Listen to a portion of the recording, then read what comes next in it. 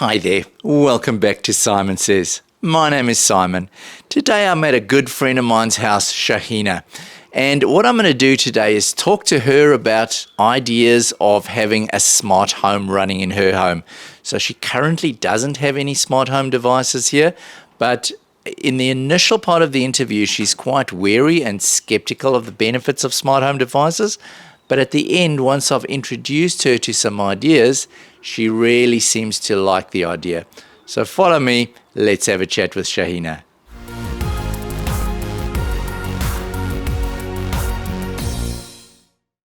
Welcome, Shahina. Hi, Simon. Thanks so much for having me. Only a pleasure, Shahina. Now, tell me, Shahina, currently you don't have any smart home devices, do you? No, I don't. Only a Alexa on the TV, wasn't it? Yes. Yes? That's right, yes. Ah. Alexa on TV. And what is Alexa doing on your TV? Alexa pauses and increases volume and tells me what the weather forecast is. And just bits and bobs like that. But she controls only the TV. Only the TV. You like that, so she doesn't have control over anything else in your house. That's right. Because she starts talking when she's not being spoken to. And that is so annoying. Yeah, so I'd hate it if she went on and started and turned things on when she's not supposed to. Oh my God, no. Oh, really? So you'd prefer not to give her access to your lights or anything else in the house, is it? Well, from what little I know, I suppose not. I think the fact that she starts talking when she hasn't been spoken to, that really annoys me. Yes. I don't know whether she would turn things on, but then the point is that she's not listening. Therefore, there is a possibility that she'll start doing random things like that, and that would really annoy me. So what about the fact she's listening? Do you think that she's listening and transmitting that information back to someone somewhere in the world? I don't think that very likely. No, I don't find that very likely, to be honest with you. It sounds a little far-fetched. I mean, I know that, there is a trail. Wherever you go, whatever you do, there is a digital trail. And, I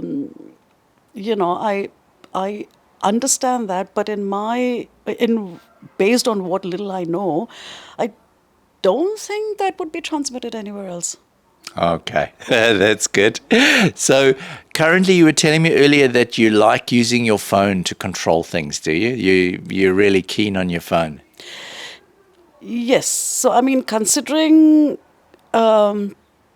the options that I know of, as I've said, I have little knowledge, but from what I know, you can control things with Alexa or timers or your phone.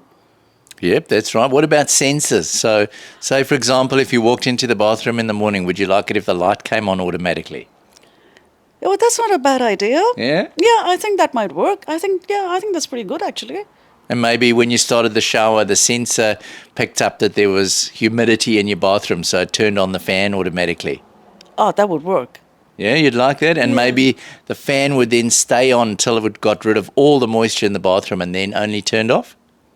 Oh, I like the sound of that. Oh, you do? I do. Okay, so you do actually like the idea of some sort of automations in your house? Yes. Yes, Yes, I do. Oh, cool. What about things like door locks? You've got a digital front door lock, don't you? Yes. So how would you like it if your lock closes automatically when you close the door, but maybe if you went to work one day and the door wasn't properly closed, would you like that it sent you a text or something till you forgot to close the door or lock it? That might be an idea. Yeah. Okay, yeah, okay. I'm beginning to like the sound of this. Ah, okay. What about security cameras? Do you use security cameras at all? No. No. No, we don't, no. But I know how they work. But you feel quite safe, do you? And you don't feel a need for them? Yes, that's right. Yeah, Okay. don't really feel the need for them. Yeah. Okay.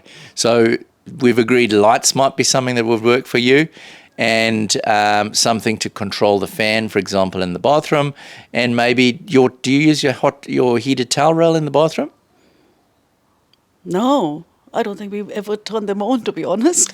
Okay. But that might be an idea as well, yeah. Yeah, is that maybe because if you turn them on, you'd leave them on all day and they'd use up lots of power? Is that why you don't turn them on?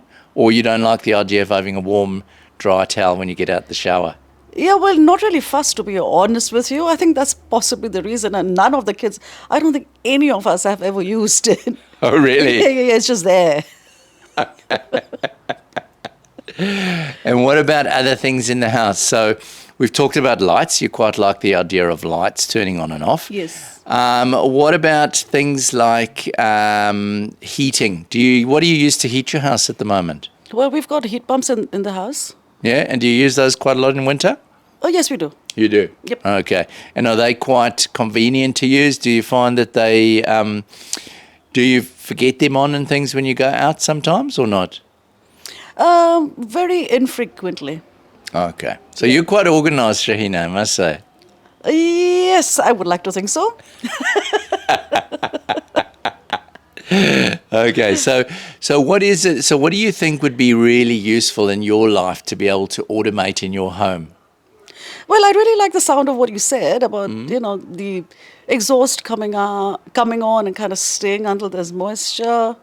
Sensor lights, yeah, that would work. You've got them outside, don't we? Yeah, exactly. That might work, but if they are not effective and if they don't sense one of us walking into the room straight away, and now they're out. So you're quite impatient when it comes to these things, is it? Yes. So the thing is that if something is supposed to work in a certain way, it needs to work in a certain way, right? And if it stops working in a certain way, oh my God, I sound terrible. But but I just get impatient. I'm just, it just things need to flow. And it's not that I don't, I might tolerate, if it doesn't flow. Things don't always flow the way you want them to flow. And, I'm not stupid. But these things, it's stuff like this. As if something goes wrong with my phone, I start getting impatient. You see, so the things that are supposed to work in a certain way, I need them to work in a certain way. So you really wouldn't tolerate like the lights coming on at 5 o'clock in the morning by mistake? No.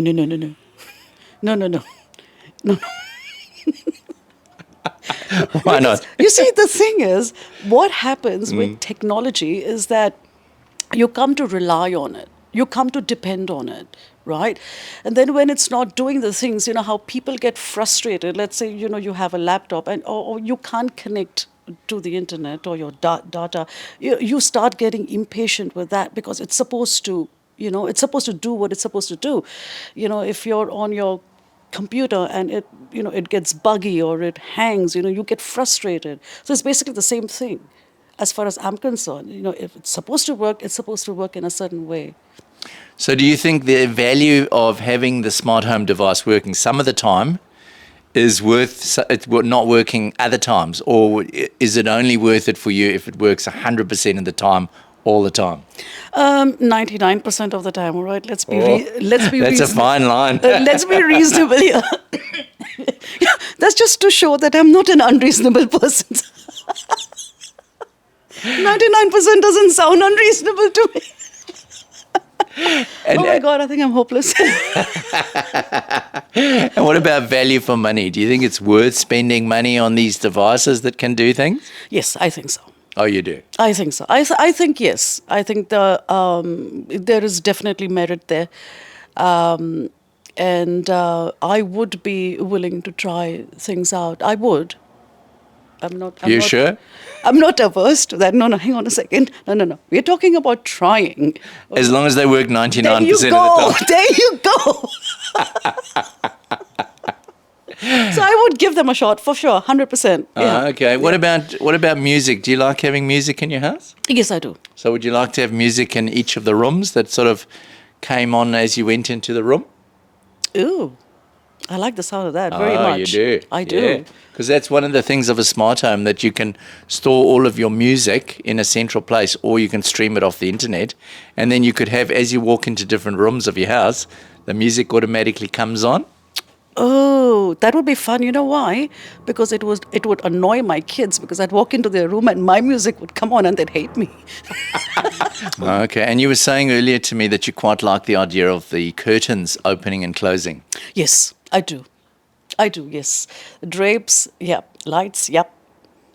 And I've got these outdoor lights also, and they're electric. And So that you would be- so you might like if they were able to make all interesting sort of LED light patterns and stuff. I know you love to have parties and things. Yeah. So would you love it if you could have all these LED lights that made all these different patterns and things out on your deck? Oh, that would be so cool.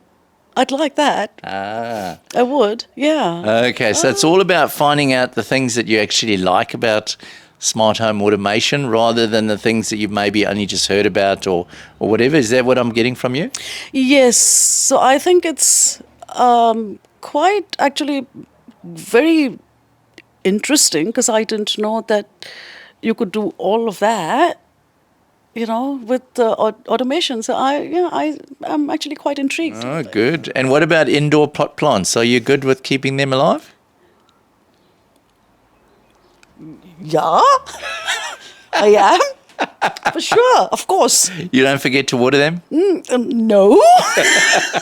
Because your home automation could tell you when you need to water the plants as well. No way. Alexa can tell you, or it can send you a text message. No way. Yeah, seriously. These are the sort of things that you can do. Really? Seriously? Yeah. How? Really? Yep, you get a little sensor that you put in the pot plant. Yeah. And then it sends a message when when it gets the water level of the soil is too low, it'll send you a message and it'll tell you the plant in the bedroom needs water. No way. Yeah. Oh. Right. Okay. So, how do you control that? How do you control that? Well, you don't have to do anything. So it's just by this By the sensor this that's app? sitting in the No, soil. yeah. But Yeah. but then is it through an app? Is it through this app that you were talking about, the 2000 devices app? Yes, the Home Assistant is like a brain that's connected to your router in your house. And basically that will pick up the sensor from the pot plant and it will then send a message to your phone telling you need to water that plant. I like the sound of that. Oh, you do? I do like the sound of that. So you're warming to this idea more and more, it sounds like. I actually really am. I'm actually quite intrigued now. I would actually, I'd like to know more. Awesome. Well, you'll have to start watching my channel, Shahina. I think I will. I think I do. Yeah. I will, Simon. Awesome.